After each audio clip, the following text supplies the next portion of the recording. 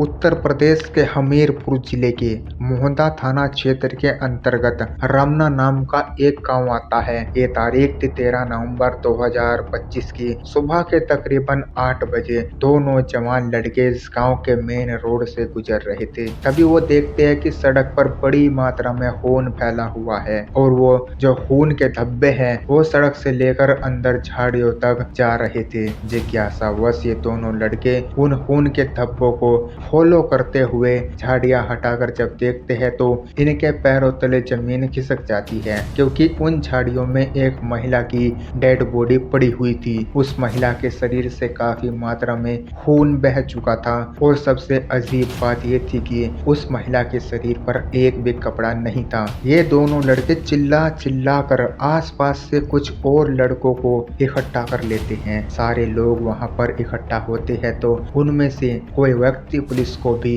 Call कर देता है। कुछ देर के बाद हमीरपुर पुलिस मौके वारदात पर पहुंच जाती है और मामले की गंभीरता को देखते हुए जिले के एसपी, फोरेंसिक टीम और डॉग स्क्वाड की टीम को भी वहां पर बुला लिया जाता है। सवाल ये था कि आखिर यह महिला कौन थी, इसकी इतनी बेरहमी से हत्या किसने की थी। ये तमाम सवालों के जवाब आपको इस वीडियो में मिलने वाले हैं। अब पुलिस को सबसे पहले इस डेड बॉडी की शिनाख्त करनी थी कि आखिर ये महिला कौन है। इसके आसपास से कोई भी आईडी प्रूफ पुलिस को नहीं मिलता, न ही इसका मोबाइल, न ही कोई पर्स वगैरह मिला था। ऐसा लग रहा था कि कातिल ने बड़े ही सातिराना तरीके से इसकी सारी चीजें वहां से हटा दी। सबसे पहले पुलिस गांव के लोगों से ये पूछताछ करती है कि शायद कोई गांव में इस महिला को जानता हो, लेकिन गांव का कोई भी व्यक्ति इस महिला को पहचानने से इनकार कर देता है, जिससे साफ हो गया था कि इसकी हत्या कहीं और करके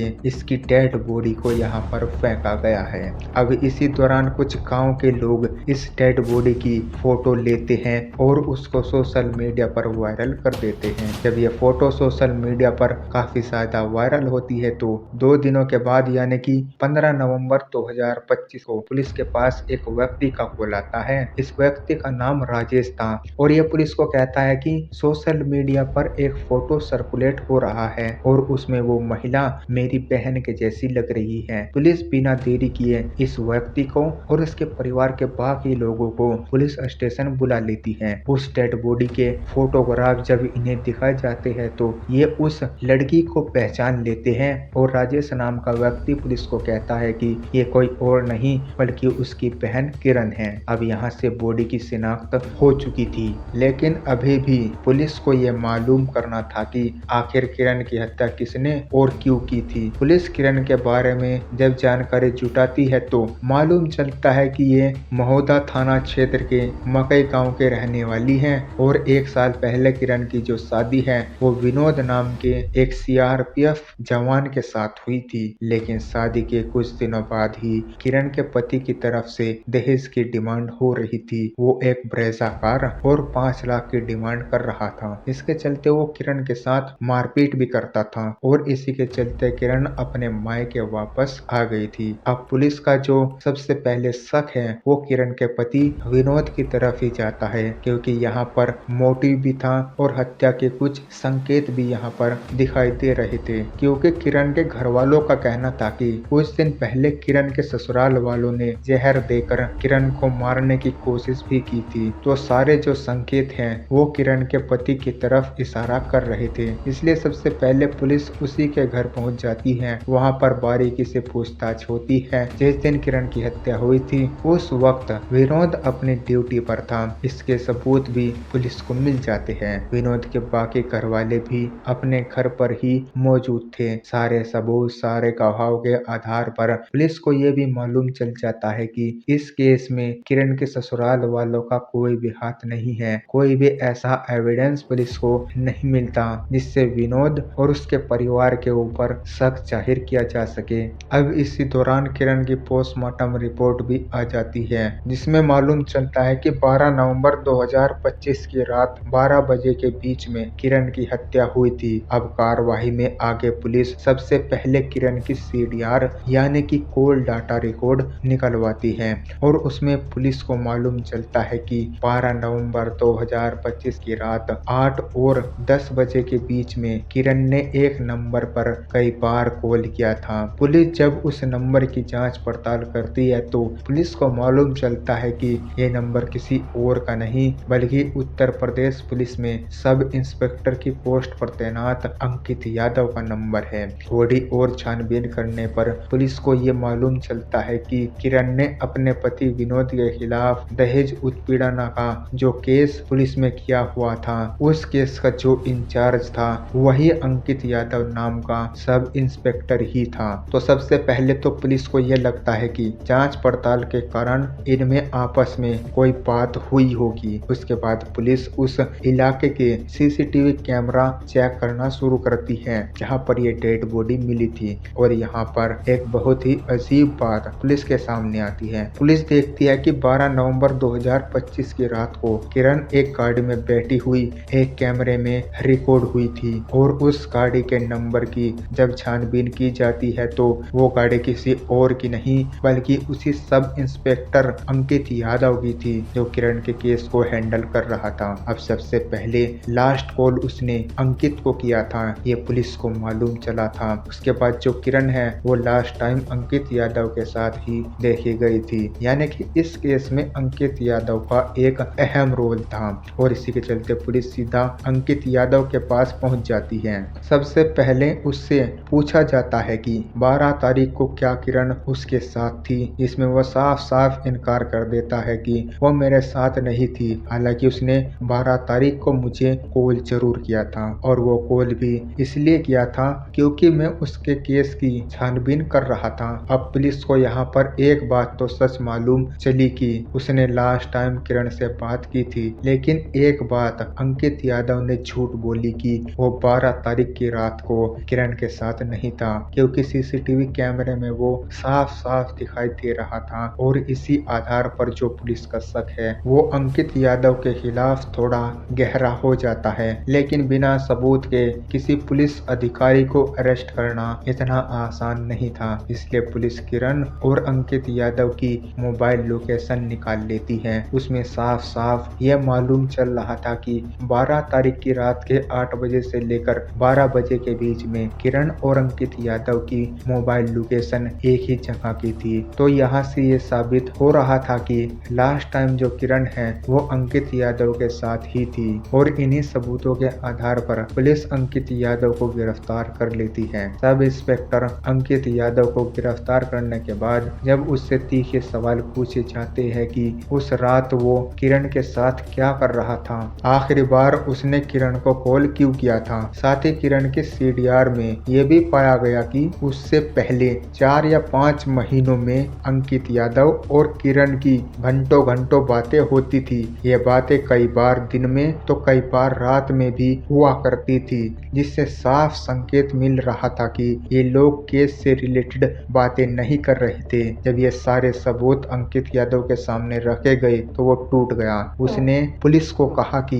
12 नवंबर 2025 की रात को उसकी किरण से बात हुई थी और किरण उससे मिलने भी आई थी और मिलने के बाद वो हाईवे पर घूमने के लिए चले गए थे और उसके बाद रात के तकरीबन 11 और 12 बजे के बीच में उसने किरण सिंह की हत्या करके उसकी डेड बॉडी को रमना गांव में सड़क के किनारे झाड़ियों में फेंक दिया था। लेकिन सवाल ये उठ रहा है कि जो सब इंस्पेक्टर किरण सिंह के केस की जांच कर रहा था उसने किरण सिंह की हत्या क्यों की, हत्या के पीछे का कारण क्या था। तो इस केस पर अंकित यादव जो बातें बताता है यहाँ से पूरी कहानी साफ हो जाती है। दरअसल 2023 में अंकित यादव ने यूपी पुलिस में एज ए एसआई की पोस्ट पर ज्वाइन किया था। 2024 में अंकित यादव की पोस्टिंग गोदा थाना क्षेत्र के एक पुलिस स्टेशन में हुई थी और 2024 में ही जो ये किरण सिंह है ये अपने पति के खिलाफ दहेज उत्पीड़न का केस करने के लिए थाने में गई थी। वहां पर इसकी मुलाकात अंकित यादव से हुई थी और ये जो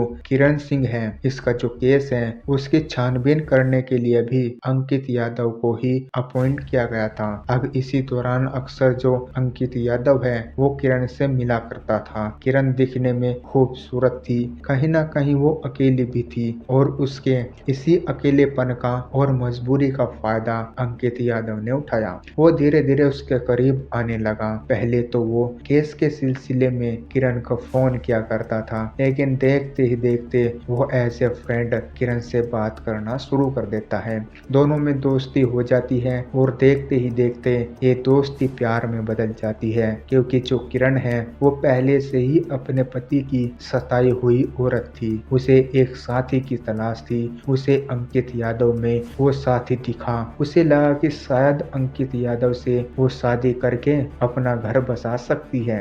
और कुछ महीनों की बातचीत के बाद किरण पूरी तरीके से अंकित यादव के प्यार में डूब चुकी थी। इनका प्यार इतना गहरा हो चुका था कि जो किरण है वो अंकित यादव से अपने कुछ प्राइवेट मोमेंट भी शेयर किया करती थी, जहां किरण को ये लग रहा था कि अंकित यादव उसका नया जीवन साथी बनेगा। वहीं जो अंकित यादव है वो केवल टाइम पास के तौर पर ही किरण के साथ रिश्ते को आगे बढ़ा रहा था। लेकिन कुछ दिनों के बाद ही किरण ये समझ चुकी थी कि अंकित यादव केवल उसके साथ टाइम पास कर रहा है। एक दिन उसने अपने पति से कहा कि मैं अपने पति विनोद, जो सीआरपीएफ में कांस्टेबल था, उसे तलाक देकर तुमसे शादी करना चाहती हूँ। तो अंकित यादव ने साफ साफ इनकार कर दिया, जिस पर किरण ने अंकित यादव से कहा कि मैं तुम्हारे खिलाफ भी केस करूंगी। तुमने मेरी मजबूरी का फायदा उठाकर मेरे साथ शारीरिक संबंध बनाई है, मेरा शोषण किया है और इसके चलते तुम्हारी नौकरी भी चली जाएगी। अब किरण की इन बातों से जो अंकित यादव है वो काफी डर जाता है और इसी डर के चलते अब वो एक खौफनाक प्लान बनाता है। वो 12 नवंबर 2025 को रात तकरीबन 8 या 9 बजे के बीच में किरण को कॉल करके मिलने के लिए बुलाता है और उससे कहता है कि आज हम अपनी शादी वाली बात को फाइनल करेंगे। किरण समझ रही थी कि शायद अंकित अब उसकी बातों से कन्विंस हो जाएगा। वो मिलने के लिए चली जाती है। पहले अंकित यादव उसे प्यार से समझाता है कि मैं तुमसे शादी नहीं कर सकता हूँ, तुम एक तलाकशुदा औरत हो, इस बात के लिए जिद मत करो। लेकिन किरण अपनी बातों पर अड़ी हुई थी और पहले से ही अंकित ने अपनी गाड़ी में एक चाकू और एक लोहे की रॉड रखी हुई थी। वो पहले से ही प्लान बनाकर आया था कि किरण अगर मान गई तो ठीक है, वरना उसे रास्ते से ही हटा दूंगा, क्योंकि किरण के कारण उसके ऊपर केस भी हो सकता है, उसकी नौकरी भी जा सकती है। एक भारी रोड से वो किरण के सर पर हमला करता है, उसका गला भी दबाता है और उसके बाद चाकू से उसके ऊपर कई बार वार करता है ताकि उसके जिंदा बचने के कोई भी चांस ना रहे। उसके बाद ये किरण का मोबाइल लेता है, उसके पर्स से आईडी प्रूफ वगैरह लेता है, साथ ही उसके सारे कपड़े भी उतार देता है ताकि किसी भी तरीके से उसकी शिनाख्त ना हो सके। उसके बाद वो उसे रमना गांव के रास्ते पर ले जाता है और झाड़ियों में उसके शव को फेंक देता है। उसके बाद वो घर आता है, अपनी गाड़ी को अच्छे से धोता है। चाहे उसे लग रहा था कि वो कभी भी नहीं पकड़ा जाएगा, लेकिन कातिल चाहे कितना भी होशियार क्यों ना हो, चाहे वो पुलिस वाला ही क्यों ना हो, अगर उसने कत्ल किया है तो वो पकड़ा जरूर जाएगा। और इस केस में भी हमें ऐसा ही देखने को मिलता है। कहीं ना कहीं हम पुलिस पर बहुत ज्यादा भरोसा करते हैं। जब भी हमारे साथ कुछ गलत होता है तो हम सबसे पहले पुलिस के पास जाते हैं, लेकिन अगर वही पुलिस वाला रक्षा करने की बजाय भक्षक बन जाए तो उसका क्या किया जाए। तो इस केस से बहुत सारी चीजें साफ होती हैं। ये वीडियो बनाने का उद्देश्य आपको जागरूक करना है कि आपको कभी भी भावनाओं में बहकर किसी के प्यार में नहीं गिरना। किसी के करीब जाने से पहले आपको 10 बार उसके बैकग्राउंड को, उसके व्यवहार को चेक करना जरूरी है। अगर आपने इस वीडियो को यहाँ तक देखा है तो इस कहानी से आपने क्या शिक्षा ली, कमेंट में जरूर बताएं और ऐसी वीडियो देखने के लिए हमारे चैनल को सब्सक्राइब करना ना भूलें।